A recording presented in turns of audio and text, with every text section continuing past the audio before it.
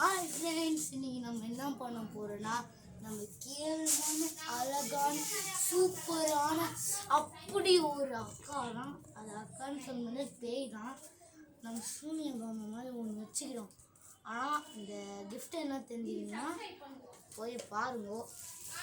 அது அவளுக்காக கேவலமாக பண்ணியிருக்கு, அம்மூஞ்சி மாதிரியே. சரி வாங்க உள்ள போகலாம். இங்கே பாருங்க, இங்கே தான் அவள் டிவி பார்த்துருக்கா. அக்கா அவளுக்கு நியூ இயர் கிஃப்ட் தர போறோம். நான் கெஸ் பண்ணேன். சொல்லு கெஸ் வாட்டர் பாட்டிலா? விளங்கிடும். இந்தா உனக்காக சூனிய தெரியுமா? தூக்கு பிரிச்சு வாரு.